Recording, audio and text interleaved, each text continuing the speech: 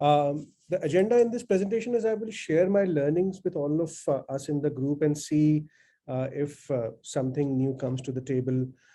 We all know that, and my fellow CMOs, my equals, my betters know that every industry has changed, be it BFSI, education, e-commerce, travel, everything has changed in the last couple of years. In my previous life and my previous role, I was taking care of an entire e-commerce business. And I'll tell you the aggregate shift over 100 brands. The online sales or the omni-channel sales for those aggregate 100 brands was before pandemic was approximately 3% to 5% of their overall, P&L. With pandemic, and the shift was so massive that the online sales, the omni-channel sales moved to 25% mean position to a max of 40% on online sales itself. Now that's a massive shift. This shift, I've said it publicly also in my previous other sessions, that it's a massive shift for e-commerce. The same has happened, I'm sure, for other industries, and everyone knows about it. So I won't dwell much on that. I want to divide my session into 4 parts. What is the role of retention in business, and what is the paradox, like how to give a wow experience and why it is so difficult. And I'll move into how to create a wow experience and a framework of a wow experience. So what I also saw in my previous role and at many other places, that retention is a massive, in fact, it's a defining thing between winning and losing. The repeat users, the lifetime value of the customers create a massive impact on the business. As we all know, the CAC, the cost for acquiring a customer on digital medium, is very, very high. Unless the LTV to CAC ratio is really, really healthy, it doesn't make sense to the business. And that's what is the difference between winning and losing. This has been said by many analysts and folks. As you can see here, the numbers, Bain & Company, Harvard Business Review, Inc. have talked in detail about how much is the increase on profits if you just improve the retention rate by 5%, as said by Bain & Company. How more expensive it is to acquire a new user, the CAC is so high, and how profitable it is to get more revenue from an existing user. So that's the key difference, the long-term, the lifetime value of the user with this. Now, we all know that as CMOs and as the community members that we need to do this, but then what's the paradox? Why can't we do it? So on the left-hand side of the slide, you would see I've just kept a CMO role. If you see for us, as I have experienced, most of the matrices of a CMO are very, very scale oriented. The goal post is at scale. While if you see on the right, most of the users want personalization. So the challenge becomes hyper personalization at scale. Now that's the challenging life of a CMO, that you need to hyper personalize, but at scale. The user wants, and that's what we all know, that the app should know me. How well does the brand know me? Does the brand know me, know my context? Does the brand know my time? Does the brand know my channel? Does they know my behavior and the need? That's what is the user looking at. However, all the matrices of a CMO are aggregates. For example, what's the LTV? What's the monthly retention rate? What are the conversion rates? How many campaigns can I execute? How much I can automate? How much data I can ingest? How long I can keep that data? How many channels I can use to the users to? Very, very aggregate dependent. Now, unless you're able to establish a deep connection between the scale orientation of a CMO and the personalization need of a user, it's very difficult to give a wow experience. So in my opinion, hyper personalization at scale is the paradox for a CMO. So as I've talked before, that the user, the customer needs personalization, and the customer does not need over communication. They don't want brute force. They want the right force. They want the top of the mind recall. They want to have the right message for the right person. They want to have the right content, the right product, the right offer, the right action to take for a geolocation. They want to feel that the app is very personalized to them. And it is not just brute force. A lot of times people think that more number of notifications, bombarding the users at every channel would do the job. Rather, it most of the time irritates the user a lot. And the problem gets harder with scale. Every user has their own journey, has their own preferences.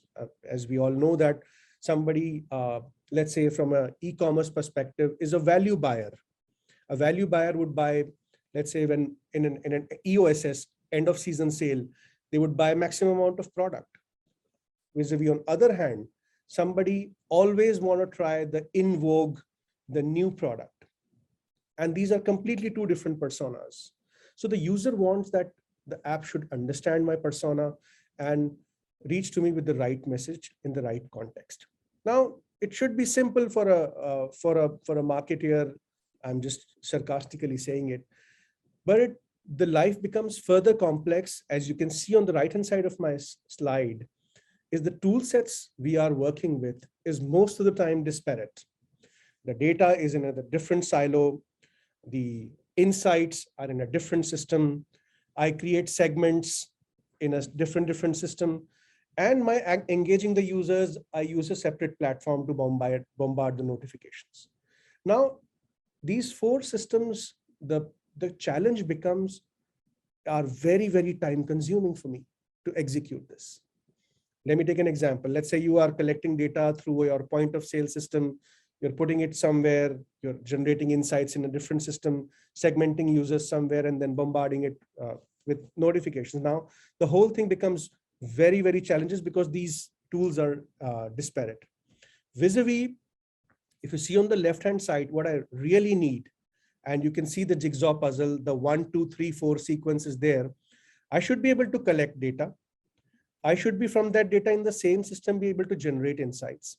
I should be able to segment the user then and there and engage with the right notification, right channel with the user. Also, this system should not be time consuming. It should be very, very fast. It should not be slow, and they should be able to operate at scale.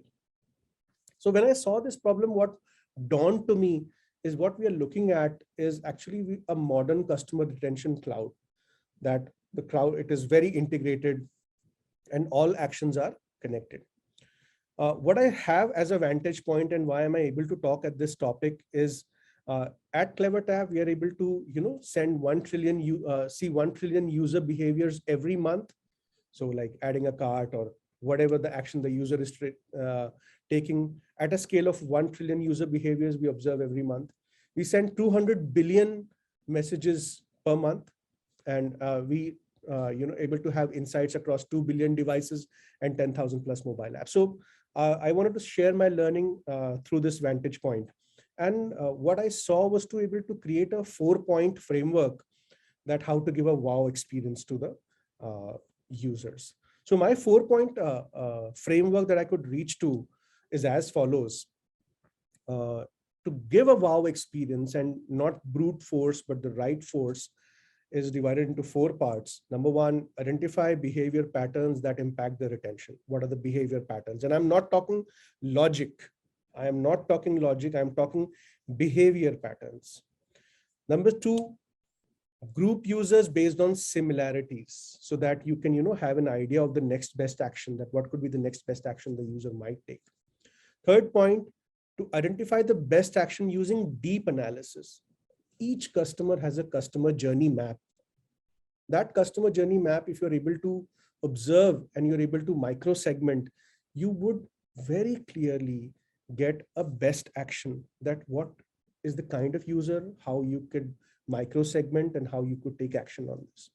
And 4th pillar is to orchestrate seamless omni-channel experience, omni-channel across mediums, omni-channel across the physical and the digital domain, omni-channel across various channels to be able to create that experience. So these are the 4 pillars I could see that, these would be required for creating a wow experience. And I'll talk just one slide on each of these 4 pillars. If you want a 1 or 2 hour kind of a deep dive into this, my email is towards the end. Just drop me an email and I'll have a deep dive session for you for each of these 4 pillars. So what I saw in identifying user patterns is, which impacts retention, is using the right analytics tools, user behaviors beyond logic, which is at a pattern level, and also beyond vanity metrics. It shouldn't be just, downloads, etc., but much more action oriented. So you can predict the action, whether it's going towards an uninstall or whether the user is converting, and to look at various features. For example, what are the key features which the user must use in your app, which drive a positive impact to the user, or are the users using the right features and generating that positive impact, to have a behavior and pattern analysis. That's the first pillar which is required to have a pulse of the user, that the user is moving in the right direction. The second is to identify the best action and using deep analysis. I've divided the deep analysis into 3 parts, and again, covering it in a single slide: a flow analysis, a cohort analysis, and a funnel analysis. To see whether in the flow, where the user is, what is the journey, why they are not able to, take the next step action. To see a cohort of similar users and see their journeys and have a pattern of their drop-offs or next actions, and a funnel analysis, that what is the action required at the top of the funnel, middle of the funnel, and the bottom of the funnel, or various kind of users which you have in the particular app journey. The third important point which I want to cover is grouping the user based on similarities. It's very, very important topic, and micro segmentations is very, very, very important topic. If you're able to group not just active and inactive users, but have a deeper understanding, have a tinier slices of the user base, have more precision, and you would get clear small clusters on common behaviors, that these are the behaviors which could be impacting the user. I'll just take one example. For example, let's say, as we know that in India, we are 1.38 billion people, 65% of the country is below 35 years of age. And more working women are getting into the, more and more women are working women now. So let's say the offering for a beauty product could be completely based on what is the segmentation or a micro segmentation you could create out of the database. You could target, let's say people, some women could be using a very high-end product. They want to try a new product, but in smaller pack sizes. So you could create a micro segmentation and send them those messages, offers, etc. So that micro segmentation, and you could have a range of segmentation based on the industry, the category you are in, and approach it. The micro segmentation also allows you to share, understand their shared behavior, and leverage predictive analytics, that what could be the future products the user could be interested in. And it's very important to have this understanding to be able to link it to your aggregate matrices. As we saw that there on user level, there are individual matrices, and on CMO level, there are aggregate matrices. Another example of microsegmentation is the RFM analysis. What is the recency of purchase? What is your frequency of purchase? How much value are you a huge buyer? So all those aspects of it, and also intent based. Which are the kind of customers which are most likely to convert, which are moderately likely to convert, and which could be a drop-offs. So based on that, you could be sending the right kind of messages to the users. The fourth pillar which I reach to is to orchestrate the omni-channel experience. Now, omni-channel is defined by various industries in various ways, but it could be at a very broad level, an interconnection of various channels, various physical or digital mediums, or it could be different geolocations where you could personalize the experience. Now, let me attempt a couple of examples here from, let's say, a banking domain. Let's say I, as a user, swiped my credit card for buying an airline ticket. Now, on my travel date, if the bank can send me an SMS that, okay, this card is accepted at the lounge, so in Bangalore, please use the card at launch for access and use our app, download the app in case you want to, change whether you can pay through tap, etc., etc. It starts a newer engagement for the user. You are here knowing the timing of the spend, purpose of the spend, geolocation, and you're sending the message in the right context to personalize the outreach. Also, for such programs, you can unify the messaging, keep it more consistent across all platforms. You could understand that this user is a very, very frequent flyer, and these are the kind of messages that the user might prefer.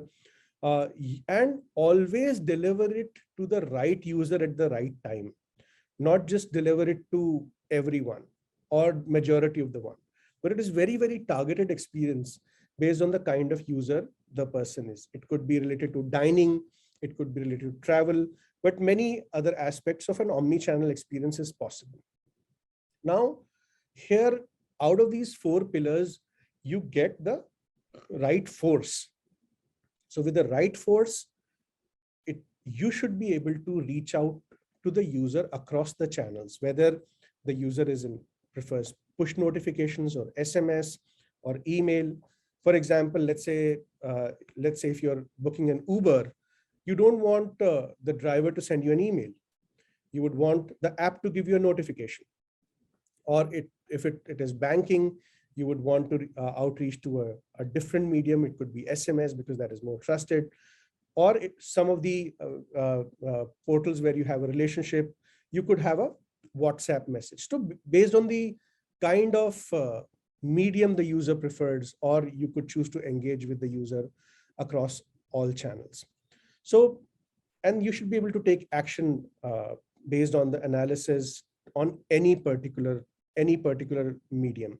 So the most relevant message then is delivered to the users at their preferred channel at the most appropriate time, which is the holy grail for all the marketers, as I understand.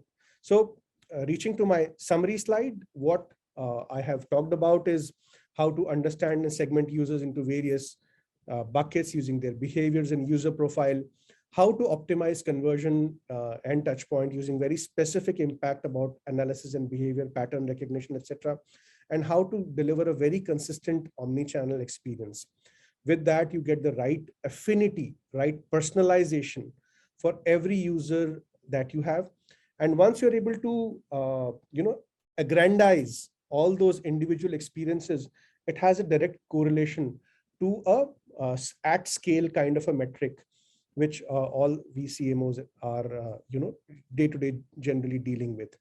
That's what I wanted to quickly share in my talk. And if there are any questions, I'm happy to answer them.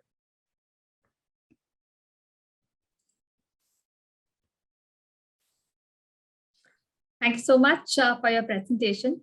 We have got a few questions, so let's just take them up. We have a question from Prabhu Sahu, who's asking, as for research, a person touches approximately over 20 channels before converting. In such a scenario, how do you decide which are the right channels to reach the target group? Sure. It's a very difficult decision, as I have already said. Once you're having the right tools, the right kind of data, the right engagement, you're able to see from the user the right actions, you start to analyze and get to a preferred mode of channel, which this particular segment of the user prefers. And with that, the targeting becomes very, very easy. That's how you, as I said on my particular slide, I'll just quickly reshare that once again. Once you're having the right viewpoint, which is in this particular slide, when you have the right users, the data, the preferred channel where they respond to, it's very easy to choose a particular channel and send the particular message. It comes from, I know it's an answer which is very, very segment specific, which is very, very user action specific. And it is taken by marrying the right response from the user, that what channels they're responding to, are they taking actions after notifications or after SMSs or emails, what is working for them. You put that data back into the system, analyze that, and then use the preferred mode of communication for them. All right. We have one more question which is coming from Sonam J. The question is, when there are different segments of customers available on different channels, how to build the right experiences on multi-channel? So there are various customers available on various channels, and you want to build a right experience on multi-channel. Now you have the ability to see the same users on multiple channels and through an omni-channel experience. It is not just capturing your visibility on, let's say, a particular medium, let's say your app. However, and it is also able to possibly track your geolocation. So you are able to observe the same user on one channel vis-a-vis the other channel as well. Once you have the identified user, you see the overlap in the particular channel 1, channel 2. You're able to identify that with the same common data set and then track and send the same consistent message to that user. All right. I think, okay. So that's it for our questions, and we are very grateful to you for joining us, taking us through your presentation and also answering all the questions that you have. It's been great to have you with us on the show today and to take in all your experience, your wisdom. It's been awesome to have you with us, Mr. Charlie. Thank you so much. Thank you, Anisha, for giving me a chance. I hope my fellows could get something new out of this presentation. In case you want a deeper view of the entire presentation or the technology around that, please feel free to drop me an email. I'll have it arranged.